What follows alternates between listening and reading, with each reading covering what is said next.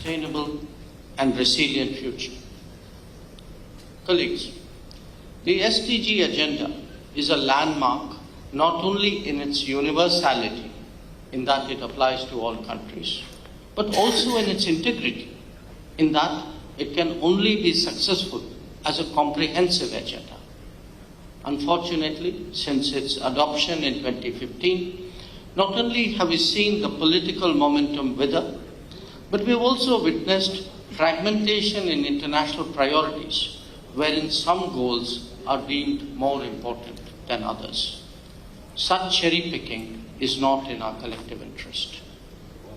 As the world struggles with the multiple interlinked crises that have emerged, we have witnessed a painful illustration of that very interlinked nature of the Sustainable Development Goals. It is in this context that India has put forward an ambitious 7-year action plan for accelerating progress on SDGs, which present a coordinated, integrated and inclusive roadmap for G20 actions. The action plan not only galvanizes a strong SDG commitment, a strong G20 commitment to the development agenda, but also puts forward transformative actions on the 3 core agendas. And these are: 1, bold, decisive actions on fostering data for development and digital public infrastructure, which are needed around the world to jumpstart innovations at the grassroots level. India's own experience with these innovations has transformed our societies and governance in less than half a decade, and that is what you heard from the Prime Minister. 2, investing in women-led development not only helps to accelerate progress across all the SDGs, but it also delivers results on the ground for all sections of society. And 3, securing globally just transitions will help ensure the future survival of the planet while meeting the aspirations of its diverse people. These transformative actions will act as a force multiplier for accelerating progress across all SDGs and will contribute to a more effective and stronger multilateral system. We, as the G20, need to be bold in our ambition. We need to come together to address the crisis as one. The theme of the Indian presidency, One Earth, One Family, One Future, therefore, is an urgent call for action. As One Earth, we must demonstrate solidarity for those in need. Truly leave no one behind, mobilize resources, and direct our efforts where they are most needed. As one family, we must break all silos and destroy all fragmentations. We need to integrate our approaches, build systems that leverage synergies rather than rely on trade-offs. Reinvigorate the systems which deliver on our agendas and ensure that all voices at home and outside are equally heard and taken into account. For one future, we must keep the aspirations of our young people at the center of our actions. Our actions today must not put their future in danger. We must invest in our collective future today and ensure that it is built on the foundations of equality, mutual respect, and solidarity.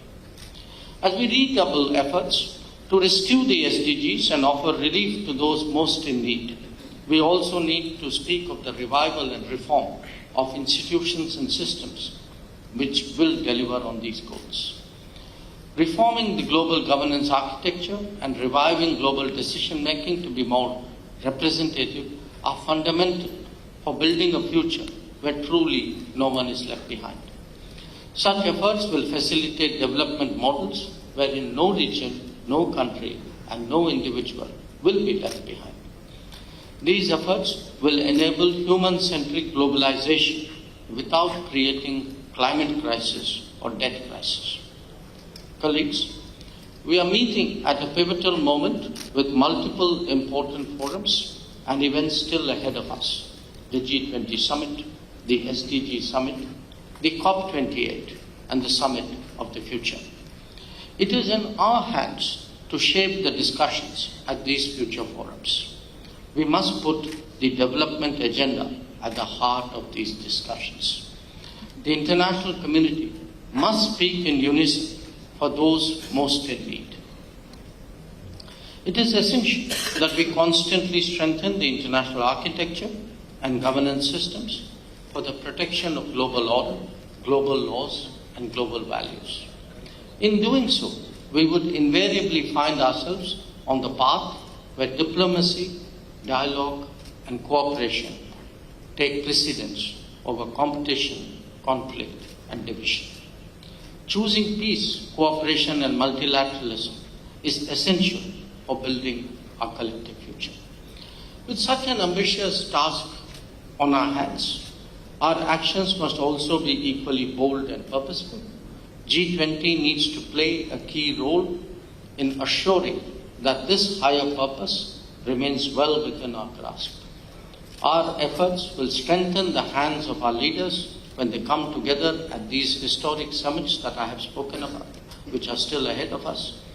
The action plan that we adopt here today in Varanasi provides such a roadmap for the G20 to galvanize the critical momentum and ambition of these efforts. I thank you for your attention.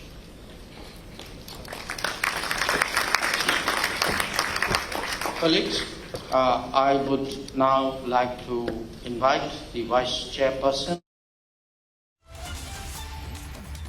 It's day 2 of the meeting of G20 countries in Varanasi. A special video message of Prime Minister Modi was also played just a short while ago. And there you see Jai Shankar's address on day 2 of the Foreign Ministers meet, which is happening in Varanasi. And just a short while back, Prime Minister Modi also gave a special address at that G20 meeting by video conference.